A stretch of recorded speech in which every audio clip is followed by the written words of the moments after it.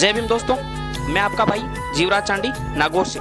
आज बाबा साहेब डॉक्टर भीमराव अंबेडकर जी की 134वीं जयंती पर आप सभी को ढेर सारी शुभकामनाएं। बाबा साहेब डॉक्टर भीमराव अंबेडकर जी ने बचपन से ही मुश्किल हालातों में, मुश्किल परिस्थितियों में एवं अभाव में शिक्षा प्राप्त की थी। फिर भी वो साहसी थे, निडर थे।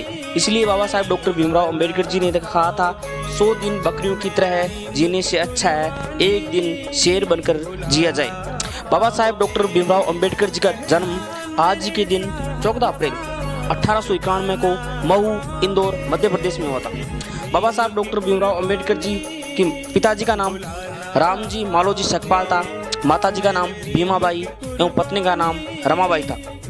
बाबा साहब डॉक्टर भीमराव अंबेडकर जी भारतीय संविधान के जनक थे, दार्शनिक थे, समाज सुधारक थे, दलितों, शोषितों के महानायक एवं महान शिक्षाविद थे, महान लेखक थे, पत्रकार थे, 9 भाषाओं के ज्ञाता थे, महान अर्थशास्त्री थे, राजनीतिज्ञ थे, शिक्षाविद थे। बाबा साहब डॉक्टर भीमराव अंबेडकर जी के पास 32 डिग्रियां थी। जी हाँ, 32 डिग्रियां थी। इसलिए बाबा साहब डॉक्टर भीमराव अंबेडकर जी ने कहा था, शिक्षा उस शेरनी का दूध है जो जितना पिएगा उतना ही दहाड़ेगा। जी हाँ, आज बाबा साहब डॉक्टर भीमराव अंबेडकर जी की जयंती को समानता दिवस के रूप में भी मनाया जाता है। आज उनका 134वां समानता दिवस मनाया जा रहा है।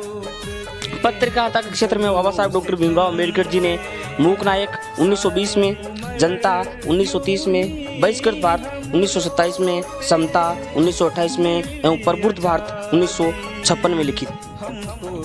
बाबा साहब डॉक्टर भीमराव अंबेडकर जी द्वारा लिखित कुछ पुस्तकें हैं, जिनमें Pakistan the partition of India 1940 में लिखी थी, अनहाइलाइजेशन ऑफ कास्ट 1936 में लिखी थी, हु फेयर द सूतराज 1946 में लिखी थी, पीछे फेयर टू इन्फॉर्मेशन 1936 में लिखी थी, the cabinet mission and untouchable 1946 में लिखी थी।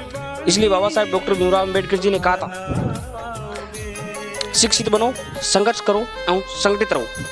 बाबा साहब डॉक्टर भीमराव अंबेडकर जी का महापरिनिर्वाण 6 दिसंबर 1956 को नई दिल्ली में हुआ था।